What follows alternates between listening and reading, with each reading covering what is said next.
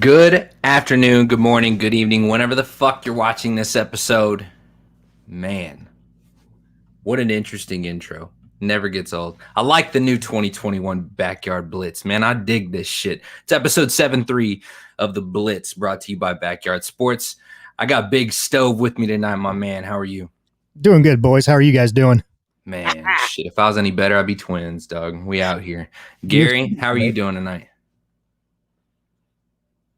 Let me find this fucking unmute button. I'm doing well. Let's work on finding that button. Old Ironsides hat. I like that shit. It's pretty gangster. Yeah. Man, we've got a tight schedule tonight, but we got a lot of shit to cover, man. So I want to jump right into it. I definitely want to talk about the NFL. We need to talk about some conference championships going down tomorrow. We're going to go into a Cap Facts. It's going to talk about a game I'm going to start with first, but actually let's go in order of when they start. All right. So, tomorrow at 2:05 Central Time, Buccaneers at the Packers for the NFC Championship. So now Brady standing a chance to win both the AFC and NFC champions. Jesus. Fucking Brady. Anyways, Battle of the Goats here. Stove, let's go to you. What are your thoughts on this game coming up? I mean, you couldn't ask for a better matchup between one of the two greatest quarterbacks that have ever played the game in Tom Brady and Brett Favre, or not Brett Favre, but that was a John Madden Freudian slip. But seriously, I mean, we talked about it last week. Gary and I did. We wanted a matchup between either Rodgers and Brady or Rodgers and Breeze. And, sorry, Jared Goff, you just don't bring the juice. No, but it's one of those matchups that, I think everyone is looking forward to and can really get excited about one of these, the NFC championship games tomorrow. And I'm going with the Packers on this one. Tampa Bay's defense definitely came out and played last week. But I think Aaron, their running game with Jones and their passing game, I think they're going to get it done tomorrow.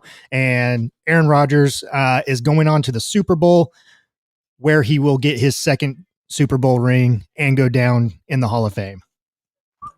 Hey-oh, we got an early Super Bowl prediction. I like it. Whoa. Old, Big Stove making big moves. Whoa. That's a lot. Okay. Gary, take it away. What are your thoughts? Are we going to see the Battle of the Goats end with the actual GOAT probably getting this W? Yeah. I'm going to say hi to my dad. He just commented over there. He's been pretty excited about the show this week. Talked to him a couple different times. As he should be. Yeah, buddy. But yeah, so on to the game. There's a lot to unpack, across both teams. There's one thing that I've learned over the last 20 years. One thing really like a negative reinforcement type of behavior. You don't bet against Tom in the playoffs, right? You don't bet against Tom. And we used to say you don't bet against Tom and Bill, but I think this season has completely debunked the fact that Tom was reliant upon Bill.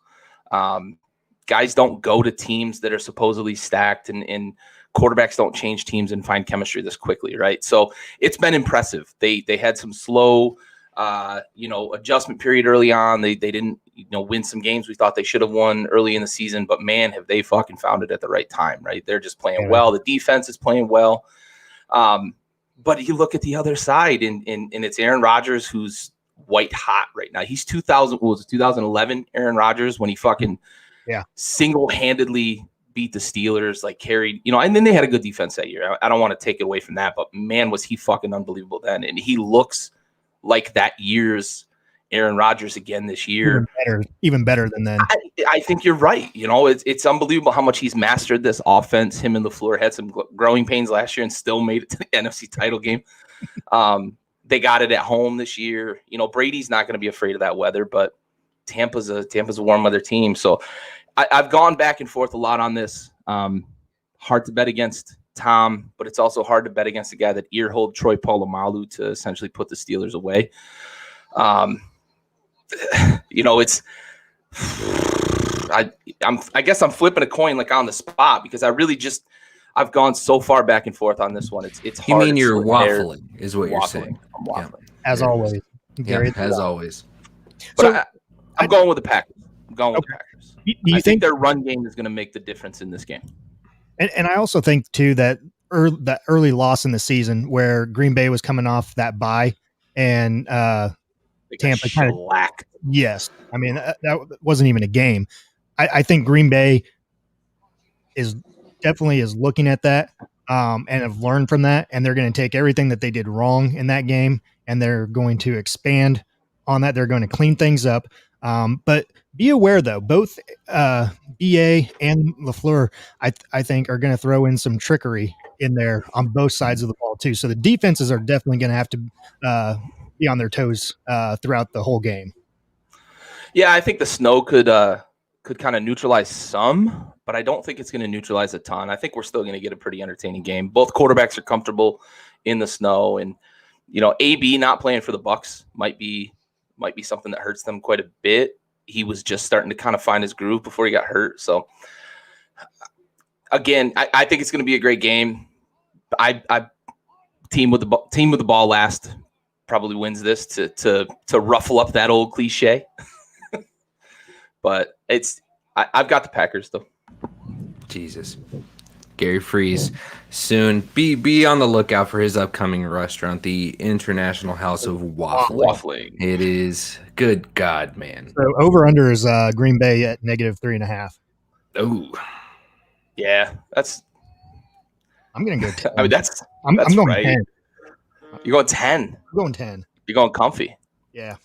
Well, so here's my school of thought is that you're right. I mean, Buccaneers are definitely not they're not a cold weather team. However, Touchdown Tommy is. And I feel like a lot of the battle they're going to be seeing is, can they have somebody that can throw the ball in that cold weather? Now, no doubt these receivers are going to have trouble catching these balls, but their fucking run game is already like not great. So, I mean, with that being said, they're going to have to air it out. And it's just a matter of, can you keep Mike Evans or can you keep their receiving core's hands warm enough to catch these balls? That's it. I mean, that's what it is.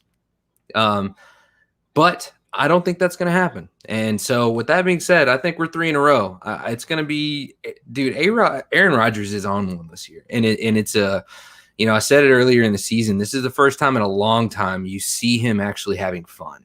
And he's actually not only making an effort to have fun, but he's fucking airing the shit out. He's doing trick plays. He's calling the shots, and you're seeing GOAT shit in action. So I guess we're 3 for 3 going into it now. Mr. Flint has now joined the chat. How are you, my man? I'm good, man. Okay. I like the new mic setup. You're all fucking fancy. Oh, yeah, baby. This computer was giving me a pain in the ass, but we're good. We Gucci. We Gucci. Okay, well, you're perfect. We're just on the first matchup. What's your call, Bucks pack? Man, I gotta go Packs, man. It's the Packers. 4 for 4. 4 for 4. I fuck with that. That means the Bucks are going to win by 50. However, Aaron Rodgers remembers what happened last time, and he didn't like that. So we'll see. I pray it's the Bucks because dude, he's like Pepperidge Farm, dog. He remembers. Yeah, the Packers can get bent every day of the week for eternity. Oh damn, Dave! Do not let this man disrespect the Pack like that. Dave, stand up for yourself. Okay, so 4 for 4. We're going Packers. They already have the edge. I think if this game was in Tampa, I might go the other way. That's how nip tuck I have it. Like I know Schultz at 10. I don't have it like that. I've got it one possession. Probably that 3.5 line is gonna be right there. It's gonna be a 4-point game in my opinion. And if it was in Tampa, I think I picked the Bucks. That's how close I have it. Yeah, same. I think that's fair. Andy, so we said the spread was 3.5 in favor of Packs. What do you got? 3.5, huh? That's a tight line. That is. Stowe's got a 10-point win for the Pack. He's confident. He's feeling that. I think I was leaning towards like 7 to 9, so I'm not far off. Oh, okay. Yeah. A Breeze tribute. Breeze tribute. I don't know what that is. We can send him off. We could talk about his mole. Yeah, we posted that. It's not official yet, so we can't necessarily. It is not official. It's expected. I mean, we posted that meme of him fading away. I don't feel so well, Mr. Brady. Like that's that was a great moment with him and Brady after the game, though. With the kids. I love that. That was really cool. Very cool. That was really cool. He definitely appeared to tell Winston that this was his team now. So that was weird. That's what it looked like. Winston It felt that way, didn't it? Winston on a 1-year deal, who's now a free agent. Yeah. Spoiler alert. Right. Hey, we're doing fight night propa tonight. Oh shit! He got the proper 12. That's funny. I've not had it before. I had to get it tonight. It's good for Irish whiskey. I don't really like Irish whiskey. Yeah, Irish. I like Scotch much better. I do like Irish whiskey a little bit though. I stick to bourbon, but yes, Bourbon. proper 12 is not bad. This is my first time having it, so. And I had a burger tonight with Poirier's hot sauce. It's not bad. Not great, not bad. It's very Jameson-esque. Yeah, fair enough. All right, so conference championships in the AFC, 5:40 tomorrow Central Time. Bills at Arrowhead. Okay, so we have a Cat Facts point that we're going to bring up tonight, and we'll wait until that time to get into that. However, what a matchup. First, we had to figure out, is he going to play? He cleared concussion protocol. He's good to go. Are they going to start him? Cleared. Protocol, dude, right? Yeah. I don't think anybody in here believes that the NFL was there asking them, "Hey, are you following this? Are you doing this? Are you doing this?" Like, yeah. Don't announce it until Friday. I guarantee you that's what Goodell said, right? Wait till Friday, and of course it comes out a couple days before the game. Looks like they went through the motions and did what they were supposed to do, but there's no fucking way Mahomes wasn't going to play. They dumped, unless his brain was leaking out of his ears, he was playing. They dumped a whole tube of grease into that man's pocket to make sure that this shit happened. Andy, let's go reverse order. Well, let's go to you first. Bills at Arrowhead against the Chiefs. Possible Patty Mahomes. Irish Patty, is it going down? Yeah, give me the Chiefs all day. Oh, Gary Freese Sr., defend yourself. Do not let him disrespect Bills Mafia. It's not disrespect. I think the Bills are a hell of a good football team. Josh Allen's playing great. Diggs has been great. Defense looked pretty good last week, albeit, the wind sucked. And their biggest weapon, obviously, the Bills' biggest weapon was whatever the hell the Ravens center's name is, because he had about 5 bad snaps in that game, including one that got Lamar Jackson killed. But yeah, I see. I'm doing like 10 points, I think, in favor of the Chiefs. So that's right. This one's only also, 3 in KC.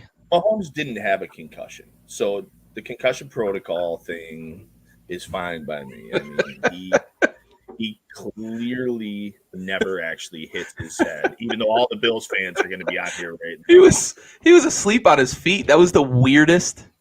Right. Well, they say something with the vagal nerve, which a lot of people don't even know what the vagus nerve is, but it's a real thing. Yeah, I mean, it's kind of like the Vulcan. What's that? The Vulcan death grip or whatever. That'll put you to sleep and just by pinching a nerve. It could be something like that, man. But he was a punch drunk boxer in the 10th round. Sure. Whatever it was that happened, he was fucking out. It was scary, like legit scary. Like he was not himself. But that's what guys look like after a sleeper hold. If it's put through all the way, I mean, you're out. I mean, if that's what happened, oxygen to your brain. I mean, we get blood choked in BBSS training, and dude, I tell you, it takes you quite a bit to get back once you've lost consciousness, whether it's a concussion or not. Yep. So if that's what happened to him, for sure, I mean, it could explain it. Oh, response from Mr. Free Senior. That's right. Take that, young man. Take that. Okay. Think it over. I better tell 90% of the United States because The Bills are not the favorite. Oh, here we go. Anyways, Stove, let's go to you, man. What are your thoughts? Are the Chiefs going to pull it off, assuming Pat Mahomes is playing? I just looked at the spread, and the Chiefs are 3-point favorites at home. Now I know that doesn't usually, this year with COVID and everything, it really doesn't matter. Chiefs will have fans there. Right. They won't pack the stadium like they usually do. Last week, watching them against the Browns had a shot. The Browns defense kept them in the ball game, and the Browns could have taken over that ball game and won that ball game if not for their offense. They had some offensive struggles there after Mahomes went out. I am going to go with, I don't know if it's the popular decision here or the unpopular decision. I'm going Bills with this one with an upset. And it's not necessarily, if Mahomes plays or if he does play. I'm expecting him to play. I'm going with the Bills defense. They've improved greatly throughout the course of the season. And so I'm banking on the Bills defense to stifle that Chiefs offense and kind of keep that pass game that KC has in check. I don't think Mahomes is going to be running the ball a lot. I don't think he's going to be doing anything out of the pocket. Not with that toe. No, not with the toe. And then clearly, he doesn't want to have happen what happened last week to him again too. So for those reasons, I think that kind of eliminates a little bit of Mahomes' passing game. And so for those two reasons, I'm going with the Bills on this one. So that's one vote for Bills. So what does RD stand for? It's also a good question. Ricardo Duche. Nice. Well done. Okay. Fair enough. All right. So that's one for one for the other. Gary, let's go to you. Yeah. I mean, if Mahomes is, in my opinion, definitely going to play. So I'm assuming that he's going to play, when I make this pick. The Bills got handled a lot, pretty well early in the season.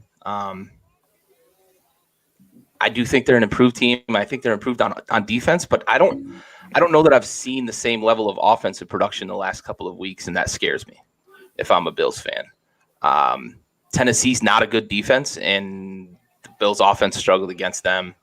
Baltimore is a good defense, and without that pick six, that 101-yard pick six, it could be tough. And then not Tennessee, I'm sorry, Indianapolis. I misspoke on the wild card game, but Tennessee kind of laid the groundwork before Kansas City beat them early in the season. But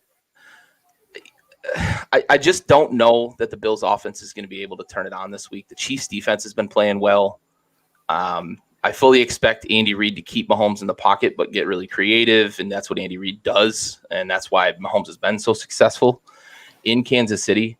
I want so badly to pick Buffalo emotionally.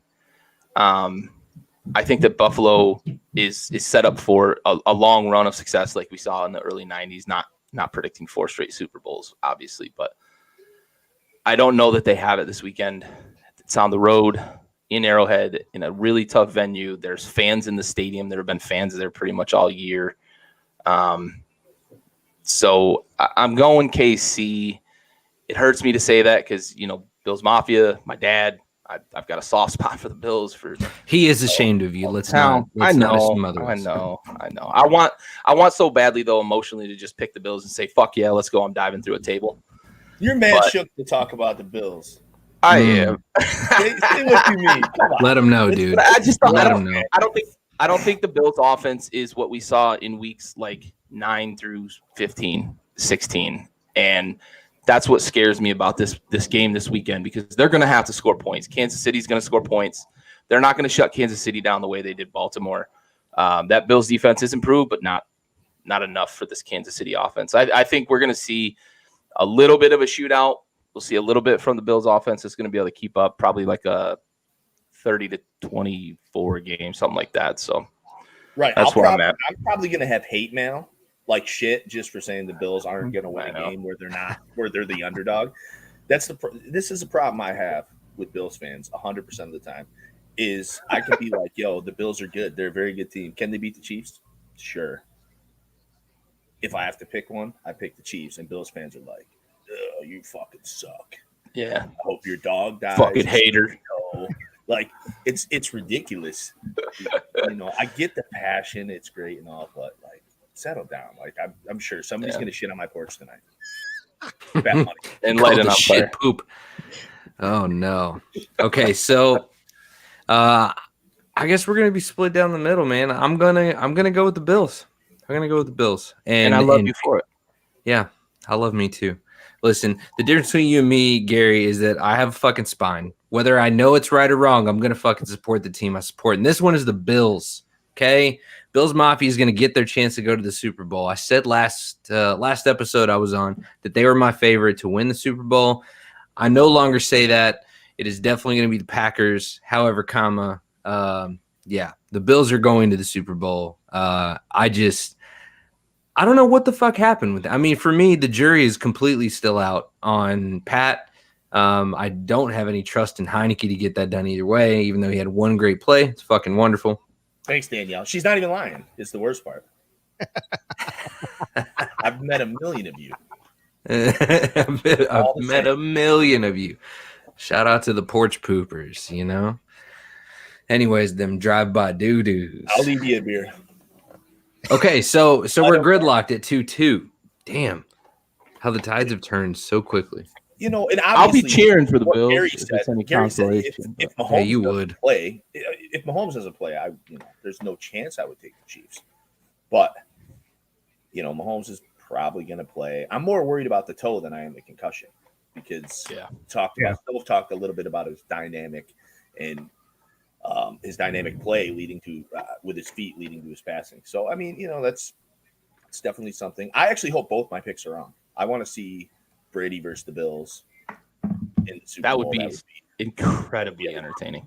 And again, let me tell you, I'm picking this with my head. I don't pick with my heart here, or else I pick fucking Green Bay to go 0-16 every year. I do think they're the better team though, but. Yeah, Bills Brady, give it to me. That's what I'm going for. See, she's already been here. I heard something out there. It's a fucking bag on fire on your porch. Sounded like a shitload of sadness and then like a wet poop. Damn. I don't know which one I'm more concerned about, the fact that it was wet or the sadness. Well, Bills fan. I mean, they're not sad right now, though, dog. They're going to the fucking AFC Championship. Yeah, but you can't wipe away like 20 years of sadness. Trust me, I'm a Lions fan. Bullshit. You crash through enough tables, you can get through anything.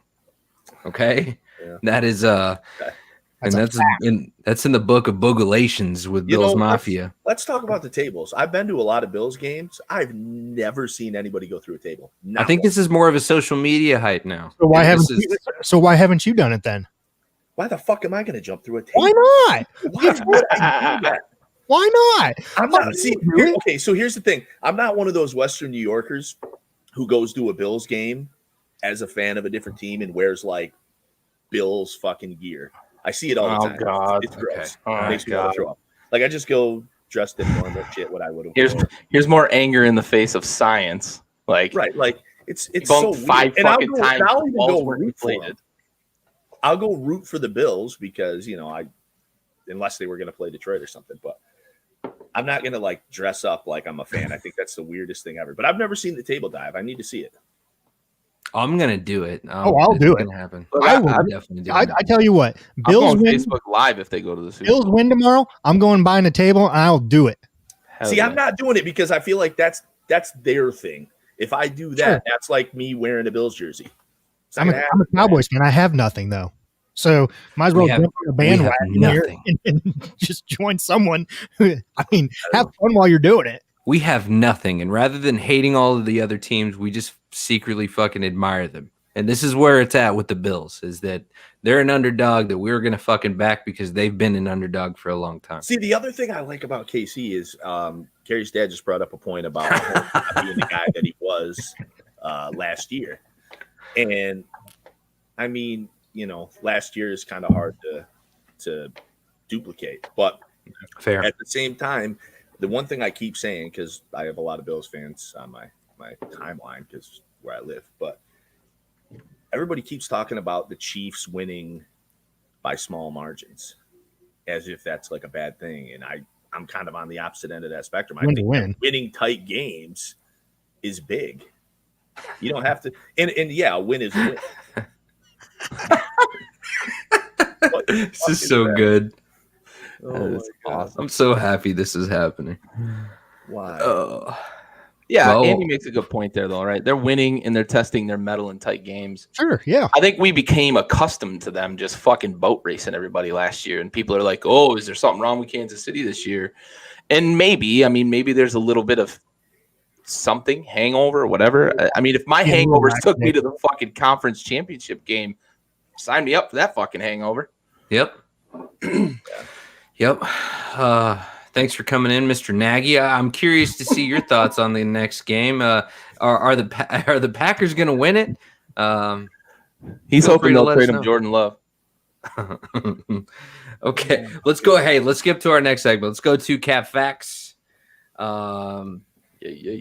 We've got quite a bit, and the first and foremost is going to be real simple, right? And that's going to be, oh Jesus, Matt Nagy says, "Go Bucks." You would say that. All right, fair enough. Okay, well, while we got you here, I wore a visor while my wife was giving birth. I believe that wholeheartedly. Fuck yeah, dude. Trolls are the shit. Hey, let us know what you think about the Bills game as well. Bills Chief, who's going to win that, coach? Let us know. All right, Mahomes plays Sunday. Andy, let's go to you. Cap or facts? Yeah, he has to. I guess I'm in the minority here, and maybe it's only the minority where I live, but he didn't have it. It's not a concussion. He didn't hit his head. I can't see it. So stand by. Oh, my God. That's so good. Facts. That's no cap either. And you read his Jesus. Okay, Chiefs win by 3. Facts. He plays. Also facts. There's not an ounce of cap with Mr. Nagy here. Okay, so Stove, let's go to you. Is he facts. playing? Yeah. Facts, right? Yeah. Gary? No question. Okay, so it's facts around the table. There's no cap in that statement. There's a reason why he's cleared protocol today rather than tomorrow morning. It's all preparing. So, but let's say that hypothetically speaking, they keep him on the sideline so that he doesn't start. He's just on standby in case Heineke starts blowing the game. They can put him in like fucking Billy Bob and Varsity Blues, hoping he doesn't die in the goddamn field. Chiefs can win without Mahomes. Andy, let's go to you. Cap. That's cap. It has. Listen, off the Henny ain't doing that shit again. And not against the Bills. There's no way. I don't know, dude. Stop. Fun fact: Chad Henne is J.R. Smith's favorite NFL player. Oh my god, it's so good. It's so good. Stove. Definitely a cap. Definitely. He doesn't replicate what he did last week, and even last week it wasn't a full game. No, I mean the dude's he's up there in age too. He almost gave the game away before hitting that fourth down pass. That interception was so bad.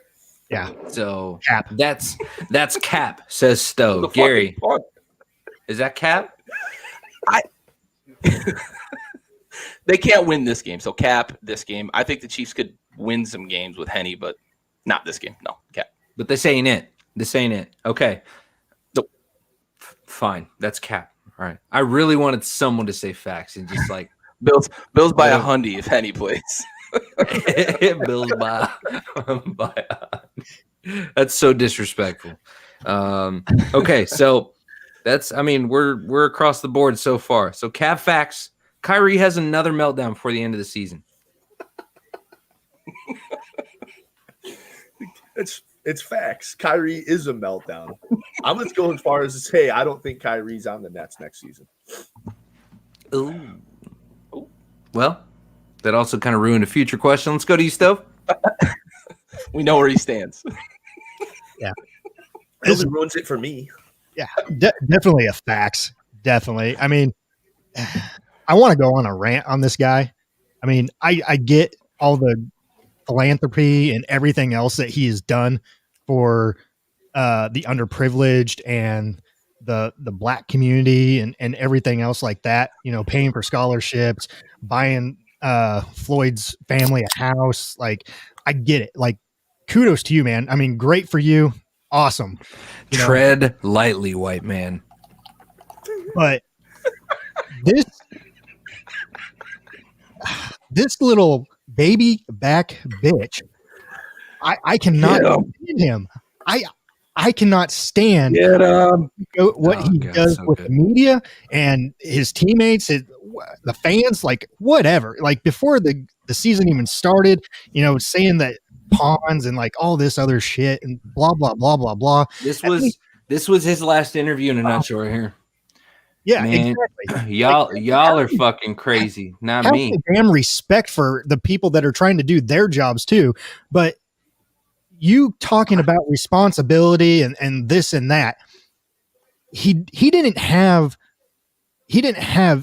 the balls or anything to talk to the coaches, his teammates, the ownership or anything before he took his leave of absence. No one heard from him or anything for almost a week. It wasn't until they saw him on social media or a video of him at his sister's birthday party without a mask and all this and that. And then to come back after you traded for James Harden and say, yeah, I'm excited to be back. Get the fuck out of here. Seriously. Like this dude, he definitely has something wrong with him upstairs. I truly believe that. And I believe he needs to get some help. I truly believe that. But I do not think his mind or his heart is with the Nets. I don't think it's with the Nets or NBA basketball.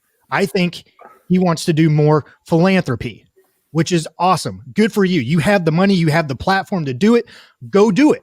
You can't have 1 foot in, 1 foot out type of thing during the season and pick and choose when you want to freaking play.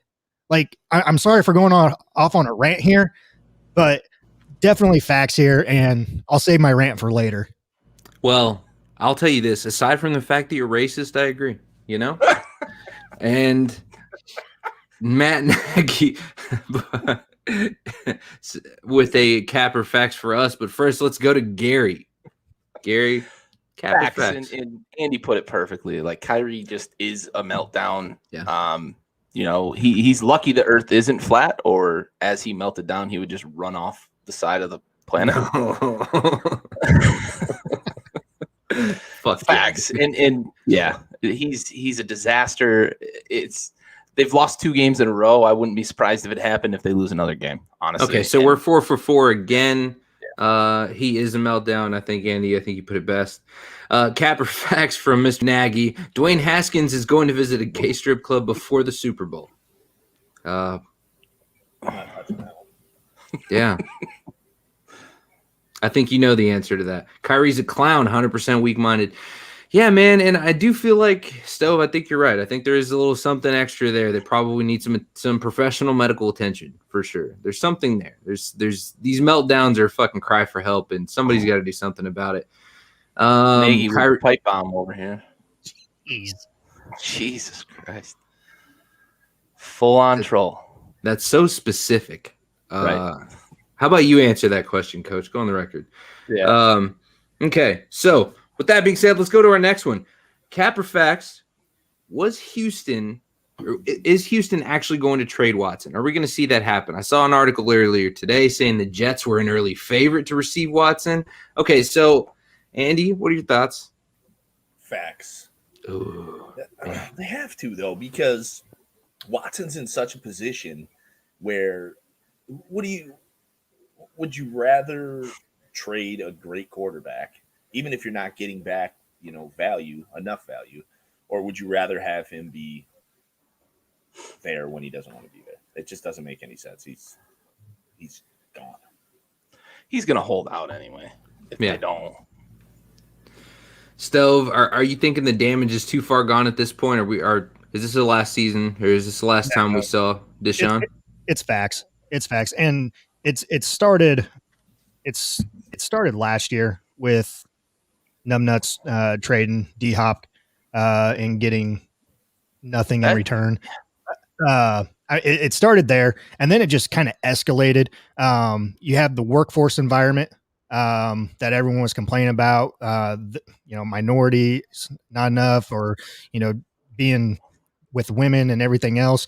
So then you hire a woman in PR who apparently is doing a good job in PR, and then you fire her for lack of a better cultural, and then you fire your coach middle of the season. You sit down with Deshaun Watson at dinner. You talk to him about where you're thinking for future wise. You tell him he's going to be involved in the process of hiring a GM, coach, everything like that. And then just to flat out disrespect him, not involve him with anything that you told him. Yeah, he's done. He's checked out. Totally agree with Andy on this. Gary? One. Facts. The damage is done. He wants out. He's going to get out. They screwed up with the Hop trade. They screwed up with the hiring of the GM, going opposite of where Watson and Cal McNair had the conversation. Andy brought up a good point, and it's a real quick conversation I've had a lot with a lot of Washington fans over the last couple of week or so since this news kind of started really getting hot. There's no price you can put on a franchise quarterback, right? So they're not going to get value back, but they have to get him out of town. And Washington fans keep saying like, oh, I want Watson, but not if the price is too much. Like, for me, give me Watson for 4 first-round picks, like legitimately, because we could spend 4 first-round picks on quarterbacks over the next 4 years and still not fucking find the guy, right? Give me that, and I'm all in, right? Like, this is a guy that he's a once-in-a-generation type of guy. If you have him, you have the most important position figured the fuck out, and he's a top 5 guy. You can absolutely win a lot of games with that, even giving up 3 or 4 first-round picks. So Andy's spot on. They're not going to get value back, but they have to get rid of him no matter what. Right at this point. And that's a hole that they dug themselves into, and it's been getting progressively worse. And this year, between shit on and off camera, you've been able to see the complete just deterioration of the relationship between him and the organization. And that's that's facts, coach. Yeah. Cal McNair's an idiot. Robert Saleh's Mr. Clean. It's another good one. Yep. That's Cap. Stat. We're not going to talk about it. We're not going to talk about it. Okay? We're not going to talk about it, Andy, unless you want to talk about it. So, with that being said, we have one last one, and that is Kyrie going to be a net next season? Andy, we're going to skip you since you decided to, fucking disregard the plan. Stove. I'm with Andy on this one. Cap. Yeah. That's Cap. Okay. He says that's Cap. Gary, is that Cap? Cap. I don't know where they can fucking send him. I don't know that anybody wants him, but yeah, it's $34 million that someone's going to have to take over. People will take him. I mean, there will be a team that'll take him, but I don't know where the fuck it is. There'll be a dozen teams that'll take him if they can. Yeah, it's crazy. But yeah, look forward to seeing him in Charlotte next season. Or Washington. Alongside Beal, and I like it.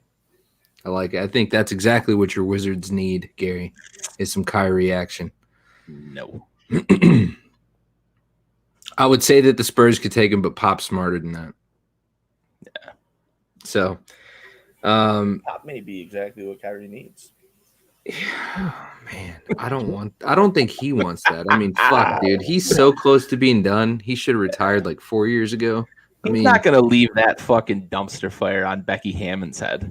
There's no chance. Oh, yeah, that's true. He's not leaving the next coach of the Spurs with that fucking trash bag. No chance. That's such a great. No chance. Okay, fellas, hold on. Let me get a fresh one so we can get to the most important part of our show. So, 73 episodes straight we're dedicating to fallen service members. In our salute to service segment, and episode 73 is going to be dedicated to Army Staff Sergeant Anthony Bermudez, who passed away January 11th of this month of this year, serving during Operation Spartan Shield. He was 28 years old from Dallas, Texas, in a routine troop movement near Camp Buehring, Kuwait, in support of Operation Spartan Shield. Let's see. There was something else that I wanted to put in here. He was a small arms and artillery repairer who enlisted 2011. He attended basic training in Fort Jackson, South Carolina, and advanced training in Fort Sam Houston, Texas. With that being said, Army Staff Sergeant Anthony Bermudez, we have the watch.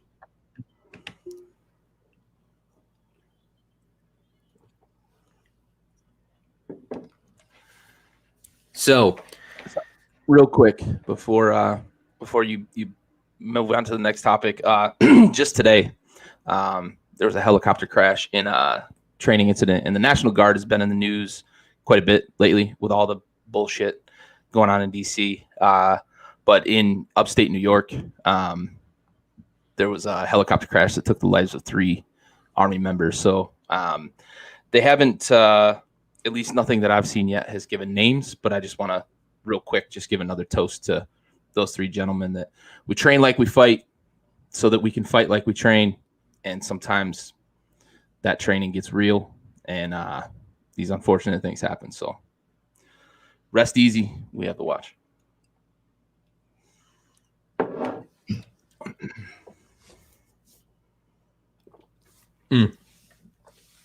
So, yeah, I was actually gonna wait until we had the names, but no, you're right. This is definitely a good call. Yeah, I mean, I don't mean to jump the gun, but no, man, they need to be heard. They need to be known about, and unfortunately, there's just too many people that unfortunately, things like these, they just go unnoticed because, unfortunately, now training accidents are just fucking regular, and unfortunately, I mean, it's kind of like the hazard of whenever you train like you fight, right? But anyways. Andy, I want you to take this next segment away because this is about your quarterback.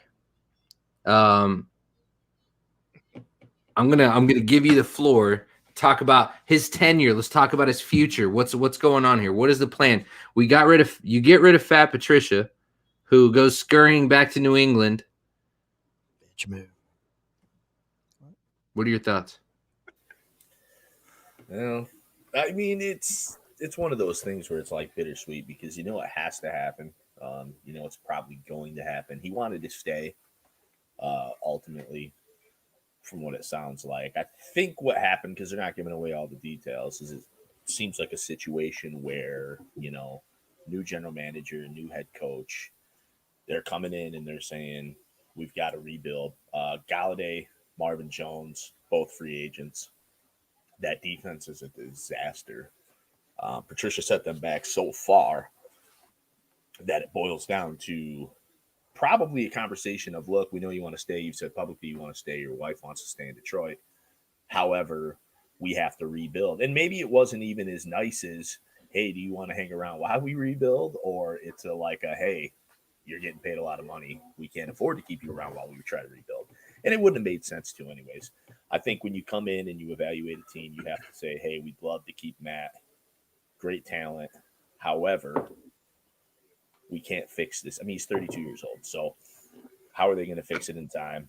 I couldn't find whether or not he has a clause in his contract or anything. So I don't think he does. Ship him wherever they want. God, I hope they do right by him. Again, this is a franchise that's known for not doing right by the players. So we'll see what happens.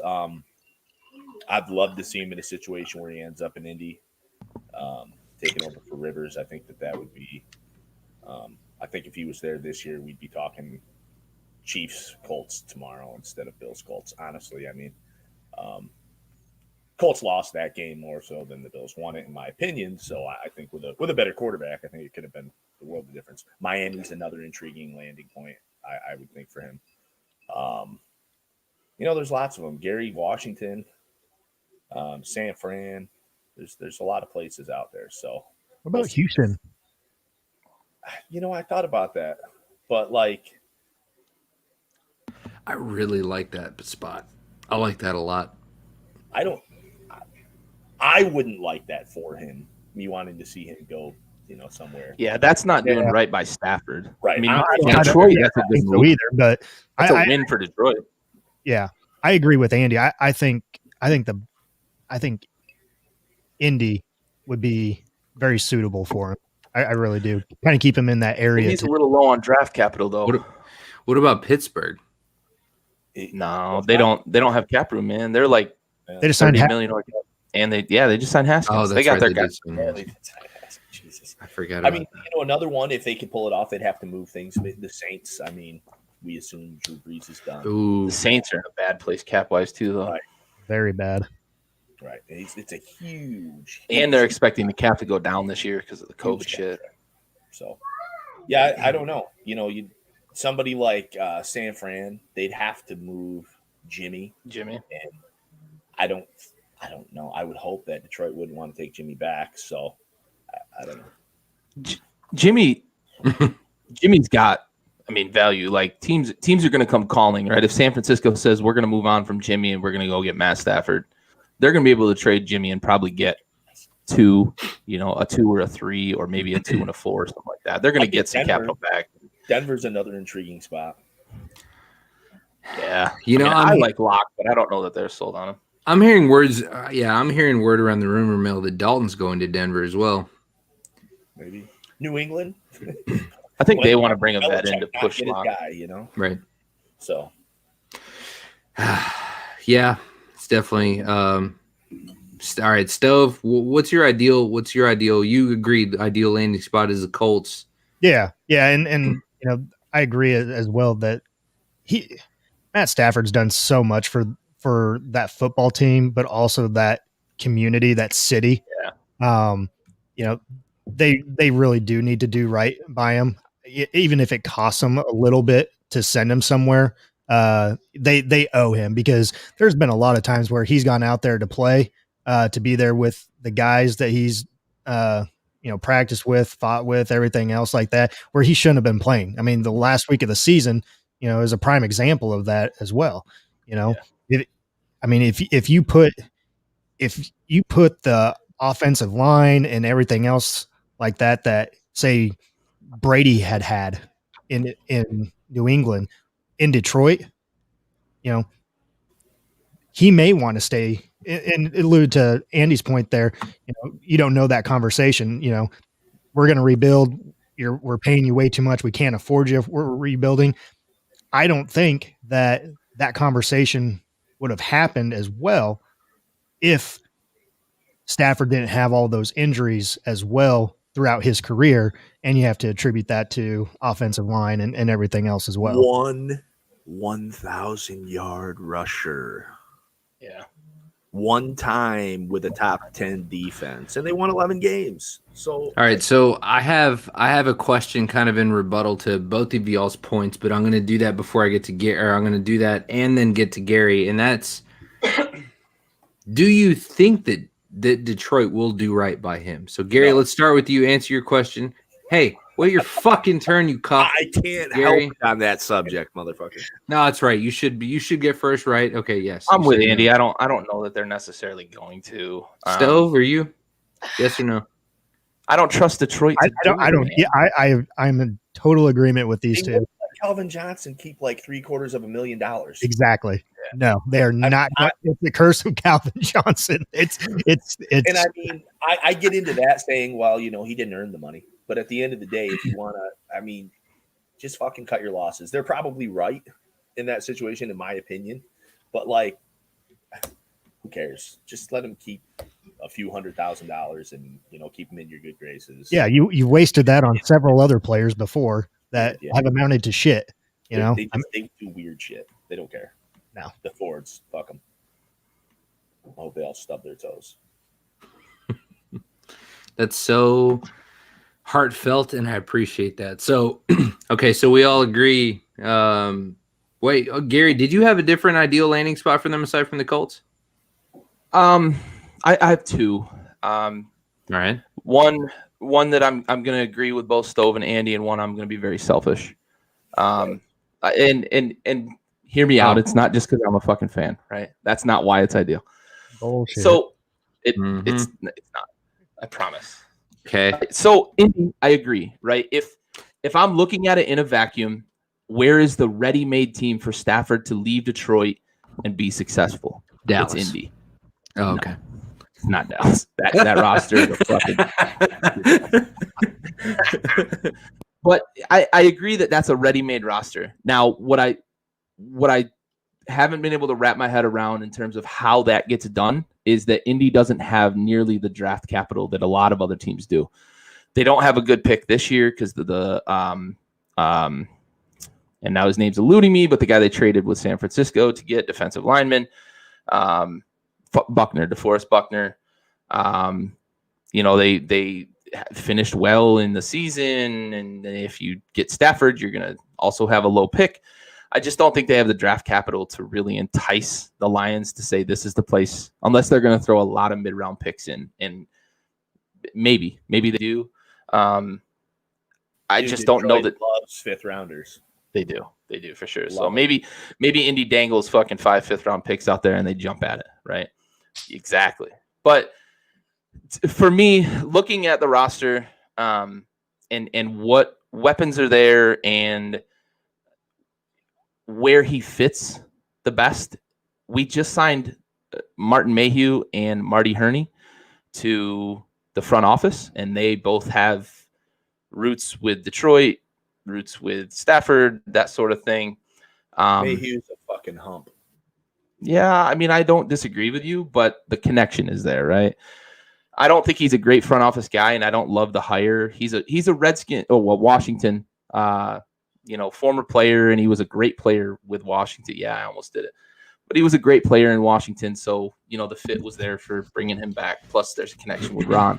But I just think that you look at what Washington has on the roster. They have a defense that's a top 5 to 7 defense that's just going to continue to get better because all of their front 7 are young and are just going to continue to improve, especially Chase Young, who's a fucking game wrecker.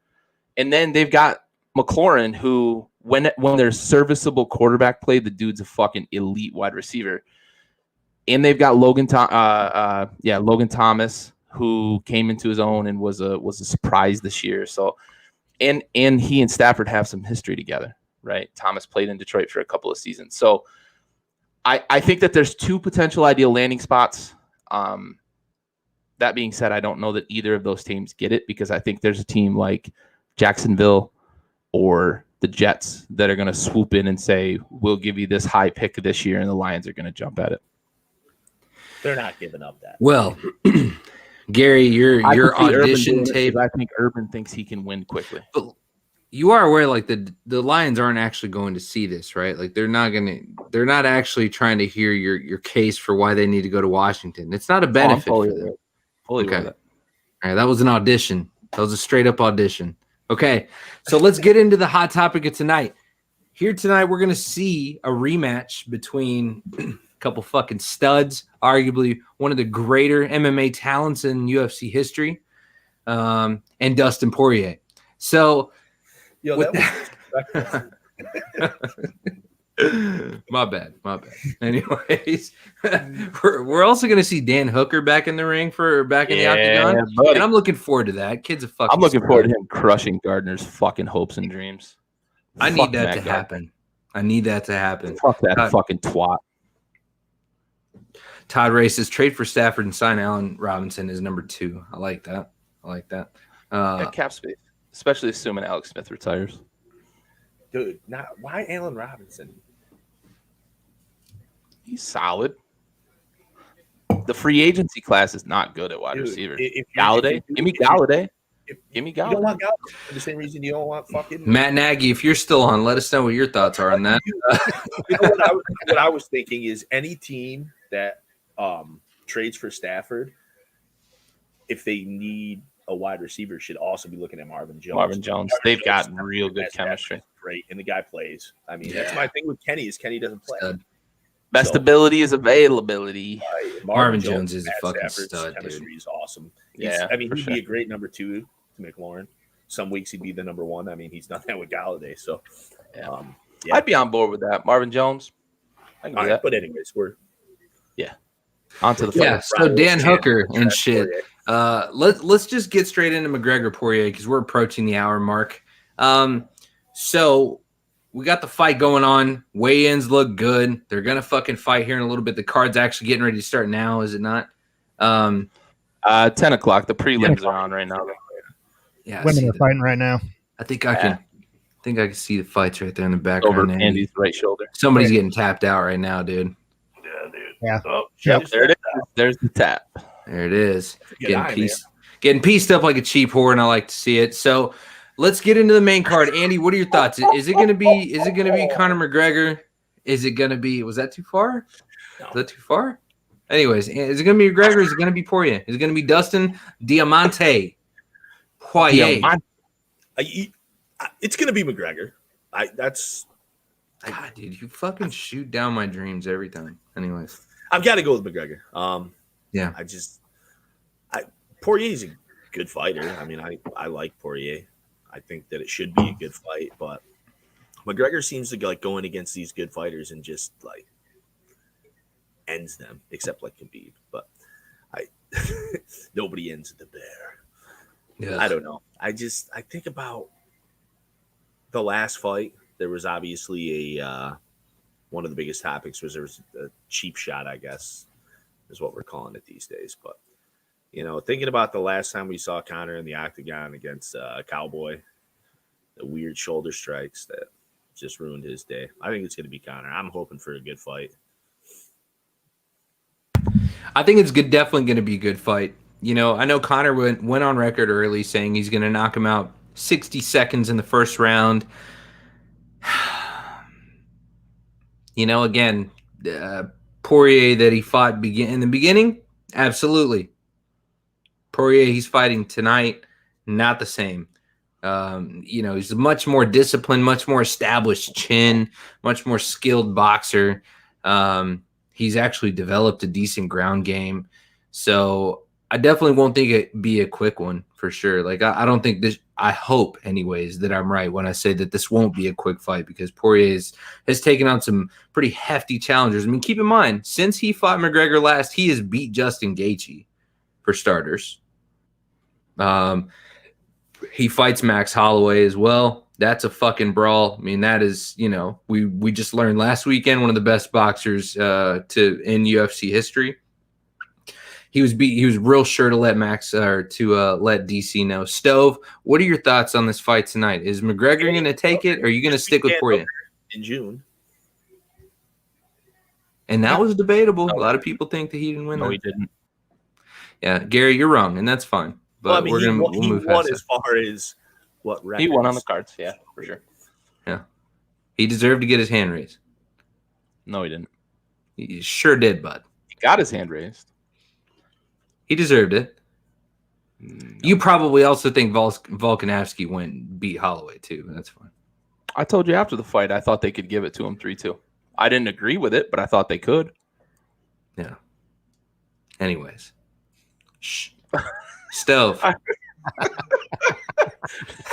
was the exact conversation we had. No, I'm gonna stick with my pick. I'm gonna go Poirier. I know McGregor's the fan favorite and the overall favorite in Vegas and everywhere else. It has been over 6 years since they last fought each other, and McGregor needing less than 2 minutes to take him out. But like you alluded to earlier, Poirier is a different fighter than that match 6 years ago. And keep in mind, McGregor, he's only wrestled at the lightweight division twice, since they last fought. So I'm hoping it's a really good fight between the two, because the rest of the card sucks. And so if you're paying $80 for it, you're hoping for that card to, go the distance, hopefully, and each round be something different, and, having it go down to the last 10 seconds or so to find out who your actual champion is. But I'm going to go Poirier here. I really am. And just for the reasons that he's a different fighter than where he was 6 years ago, the last time he fought. And truthfully, I mean, you can learn from that fight, but you're really not focusing on that last fight because it was literally done in less than 2 minutes. So it's all your training and all your other fights that you're learning. And then the fights that McGregor has fought since then as well. You're looking at those fights and just kind of learning and all that. But I'm going Poirier here. Okay. So you're saying that he's developed enough to be able to take on McGregor, and okay, fair enough. Maybe the McGregor's break from the sport, aside from setting aside his fight with Cowboy, it may be a ruse. He's not as ready to fight Poirier as he thinks he is, or people think he is. Gary, what are your thoughts? Yeah, I mean, I think it's going to be a good fight if you're rooting for Conor. I think what really sets it apart for me is Conor's refocused, man. We haven't seen this Conor ever. He's not as bombastic, not as confrontational. But man, he's reshaped his body. That's the biggest thing for me. He's completely transformed. Diamond is comfortable at the weight he's at, but Conor has transformed his body, not just put on weight, not just gotten bigger, not just gotten comfortable. He has put himself, as he put it, he's figured out what body type he needs at this weight class. And he said he only had to lose, I think it was 6 pounds or something to make weight, which is phenomenal. I think he's refocused. I think he's locked in. I think he wants to take the Khabib fight seriously. If we could ever convince Khabib to come back out of retirement, which I don't know that I have a lot of confidence in it, but I think that's what Conor's goal is. I think that's going to be so easy. Potentially. There's a reason he's still around, dude. There's a reason why he's still hanging out ringside. There's a reason Dana hasn't stripped the belt. I mean, what did Cejudo have the belt for fucking 35 seconds after he said he was retired and it was already vacated? Khabib retired, put his gloves in the center of the mat and said, "I'm done," and he's still the belt holder. So yeah, right. I mean, there's a reason. Khabib's also dramatic. I agree with you 100%. Oh, for sure, he always has been. But I think Conor's gonna handle Poirier. I don't think this thing gets outside the second round. I don't. Ooh, wow. So it's going to be that fast stove. Are you thinking it's going to go the distance, or? I'm wanting it to go the distance. Especially, I'm probably not going to buy it just because of the one fight. I mean, that's if there were 2 or 3 good fights on this card, yeah, for sure I'd go ahead and get it. But I bought it and some Propa 12. You fucking sheep. I'm gonna go 4 rounds in Poirier.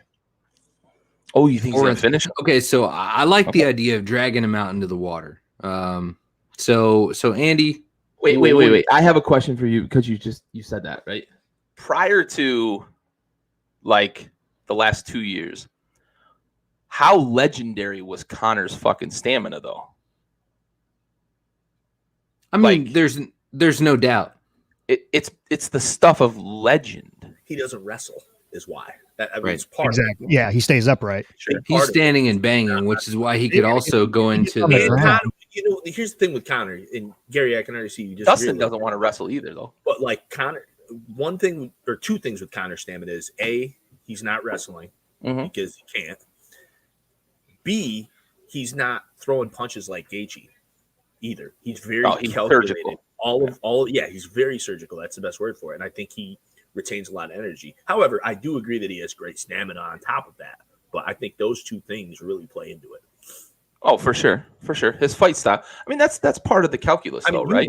I wrestled. Wrestling is like the most exhausting thing. Dude, 6 minutes of wrestling is the most exhausting thing. I could play, like, I literally played offense, defense, special teams, and football, and I could play back-to-back games and not be as tired as I am after a fucking tournament, a wrestling tournament. Like, terrible. Give me 5 matches, and I'm fucking toast for 3 days. You know, the thing that stands out to me is wrestling as a teenager. This was wrestling as like a kid, like being like 8, 9 years old. Yeah. The one thing that stands out to me the most is walking through like hallways in gymnasiums and shit in various schools and just seeing kids crying all over the place because of how exhausted they were from the day. You know, they weren't crying because they were like pussies or something. They probably had been winning. So they're just like sitting there because they're crying because they wanted to die. Right. Yeah. It is. So I'll tell you guys this. As far as waffling is concerned, this is probably the one topic tonight that I knew I was gonna waffle. I wanted, and I was gonna waffle, but instead I'm gonna fucking no. I said I was going to, and instead I've chosen to fucking be a man, grow a goddamn spine, and I'm gonna fucking commit. And I've said very conflicting things in a live with the Marine rapper recently on the Backyard Sports Media Facebook page that the stove tuned into and kept me straight. So he can attest. I said that I thought that McGregor was going to win. He said Poirier. He was correcting me on that one. I'm with Stove on this one, dude. I know that McGregor is definitely on a warpath. I think he's on a solid path to redemption. He has changed physically. His entire mentality and fighting style has completely changed. He's a lot more humble, a lot less showboaty. He's a lot less peacocking. I mean, there's so many benefits. This new McGregor 2.0 is if you took, like, when McGregor won his first belt, if you took that McGregor and then you made him fucking humble. And then it's a perfect, like, he is exactly what his career's been. It's been defeat. It's been extreme Hall of Fame worthy success. And then it's been, you know, getting your fucking shit pushed in by Khabib. So head kick, hammer fists, early third round. It's over. Yeah. So you lost to Mayweather, you lost to Khabib, you lost to Diaz. I want Khabib McGregor with a focused McGregor. Even leading up to that fight, we all talked about all the distractions with Conor. I want Khabib to never fight again because there's nobody that's going to beat him. Yeah, I don't think McGregor can beat Khabib. Nobody can beat Khabib. It's over. Like as far as I'm concerned, I think peak McGregor is the equalizer for Khabib. I think Khabib's beatable, but I don't think he's beatable by McGregor. I don't see peak McGregor is the neutralizer against him. Do you guys think that if McGregor wins tonight, that fight happens? Yes. Cap or facts? No doubt. Cap or facts? Facts. No cap whatsoever. There's too much money. Okay, Dana's flying to fucking Dagestan tomorrow. If McGregor loses tonight, no, he won't fight for you. Might happen. Nope, it's off the table. Nope, he won't fight. I think there's another fight that happens. McGregor loses. The only way Khabib comes back is to fight GSP. I think McGregor turns around and fights Gaethje or Ferguson, and then he turns around and fights Khabib again. I think that's what happens. Because look, Khabib's not done. Like, I don't give a shit what anybody says. There's no world where Khabib doesn't come back. He's going to come back, just like I think Henry Cejudo is going to come back. I think he's going to come back. But either way, those two things are true, is that fucking McGregor is going to come back. So as far as tonight is concerned, I think Poirier is going to take it. I think he's going to drag him out into the deep water, 4th and 5th rounds, and there's no doubt in Conor McGregor's stamina. We have never seen this stamina in action with that big-ass frame he's rocking now. And so I think that, and that's fine. That's fine. You're allowed to be wrong. You don't have a soul, so there's really no repercussion for being wrong, and that's fine. You need I'm going to send you a fucking notebook. Please do, man. Fucking help me. Listen, hey, I need you every day in this notebook to write down your best thoughts, okay? Mm-hmm. And then you can send them to me in the mail. You're going to pay for postage. And I'll read them. That's so specific. I'll fuck with that. I'll read them on the show, and we're going to see if any of them are good. But it can't be anything about a soul because you used that one up. Okay. It's run. Then how about we talk about the fact that the word pillow does not have an E in it. So stop calling it a pillow. Stop it. Anyways, never called it a pillow. Yes, you fucking bro. We were talking about. I will fucking show you the Carfax once we're off air. I will show you the goddamn Carfax. Like creek and crick. Yeah. Hey, I said you also call it a raccoon. You do say raccoon. I brought up the pillow thing. It was actually a girl I used to work with. Milk and pillow. Milk. Oh my god, that one pisses me off. Milk. The fucking it's a fucking crick. God damn it. Fucking prick. It is so not a crick, dude. Why do we always end up here? We do. Always the worst. Why? Why is this a thing? Because Gary's the fucking worst, dude. That's why. Yeah, he's like a raccoon. Oh. Yo, I hope though. One thing I do hope for Poirier's sake is that he doesn't try to stand and bang with. He's gonna. I know he's gonna because that's his style. He's too proud. It doesn't work for him against Connor though. He needs to try to get him to the ground and pound. You remember when Tito Ortiz and Chuck Liddell had such bad blood that Tito was dumb enough to stand with Chuck Liddell? Yeah, he said, "I'm going to stand and bang with Chuck and knock him out," and then he went to sleep. I only bring it up because I don't think that this is that necessarily because Poirier can bang. Right. But I think even if his game plan wasn't to bang, he's too proud and he wants to beat. I think he would love to beat Connor on Connor's terms. So they're going to bang. Yeah. Okay, so that's 2 for McGregor. We're gridlocked again. 2 for McGregor, 2 for Poirier. And this is where we're at. My dad broke the tie. Yeah, did you say McGregor? That's right. He said, go Connor. Fair enough. Todd Ray says Connor doesn't lose fights. Stay upright. He sucks on the ground, though. Yeah, I don't. Yeah. Look, that's a fairly subjective thing, too, because we've seen Connor be able to defend himself on the ground, though. You don't defend yourself against Khabib, though. Once Khabib gets his arms around you, he's a fucking bear. And I still harken back to how disappointed I was when Connor tapped out against Khabib because he wasn't in trouble. He was just over it and tapped out. Like, that's some pussy shit, bro. Like, but I get it. Like, Khabib was suffocating him with his style. But that's what Khabib does.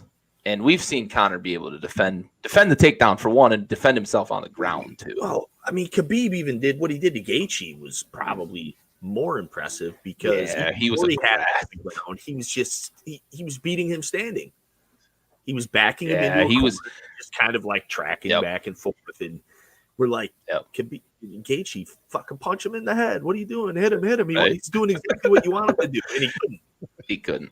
Yeah. I think Gaethje got too overhyped too fast. Khabib, I was going to say, Khabib was too poised and fucking Gaethje got in his own head. I think Gaethje was too worried about when the takedown was coming. Weir is guilty. I mean, I'll acquit Stove here because he wasn't on the show yet, so I don't know what he was doing. No, we all piped him up for sure. But we were piping him up, and we weren't the only ones. I mean, it was. We had Connor Matthews on the show saying the same shit. He was the popular pick. Well, because of what he fucking did in the fight prior.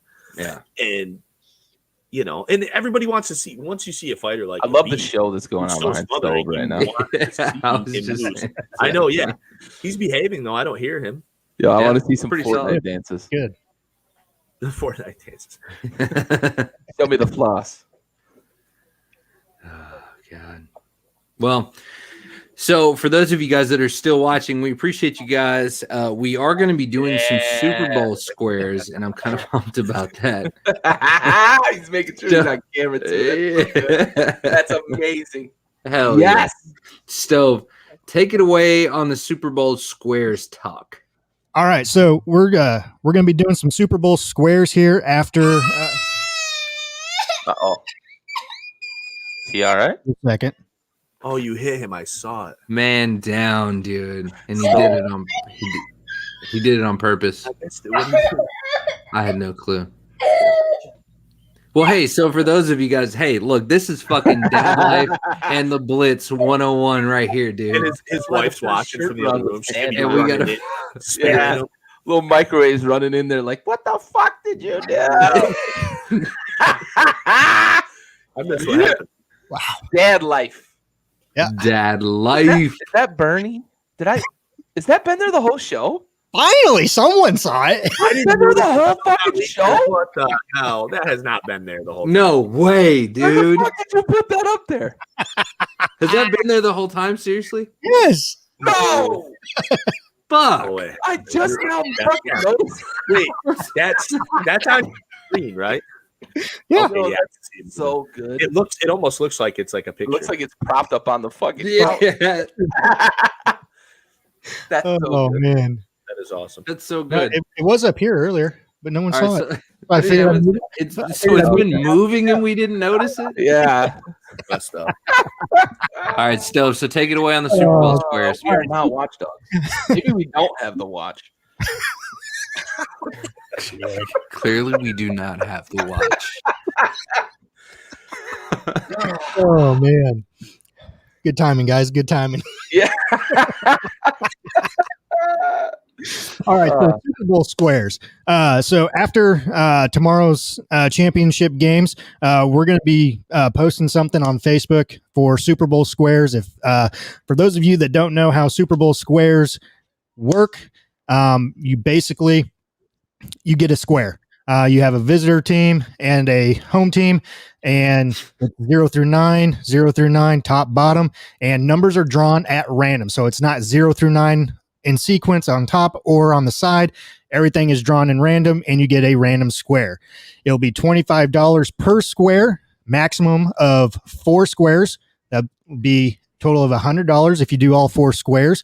And we're doing it until the squares fill up. So what we will do then, once we have everything filled in with the squares, we'll post a breakdown of how the money will be paid out per quarter. And then obviously the ending quarter having a little bit more juice to it. But basically you take the last number of the home team, last number of the visiting team at the end of each quarter. And if that corresponds with your square, you win. So it's pretty easy, but we'll post something on our Facebook page, Backyard Sports Media, tomorrow after the championship games on how you guys sign up and everything else like that. Venmo, PayPal, whatever. We'll have all that in the info, and we'll go from there. So hopefully get them squares filled up rather quickly, and be a good Super Bowl Sunday. Hey, I'm gonna up the ante just a touch. Andy, show that cup again real quick. Oh yeah. Yeah. So yeah. I'm going to have one red one and one blue one made. Oh hell yeah. Yeah. Gang. The winner of the first half and the winner of the final score will each get a cup. Fuck yes, dude. Ooh. Hot steaks. Talking about. Woo! Let's fucking get it. Look at that. You scared your son. He's got to be. He's never gonna sleep tonight. Listen, speaking of squares, it was fucking good to talk to you guys again. I know I missed last week's show, but anyways, with that being said, Connor was there to pick up the slack for me. Connor.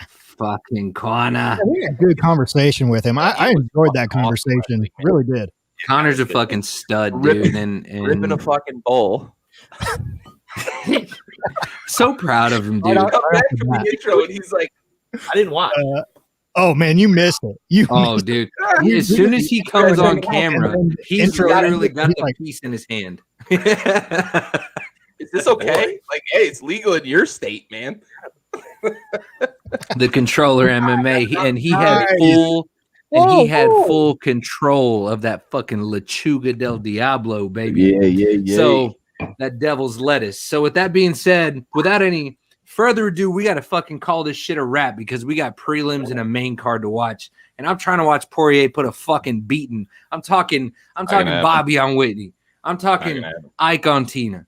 I'm talking, what is it? Chris Brown and Rihanna. Shout out Travis Bruce. Nah, he's done. McGregor. Did you mute him?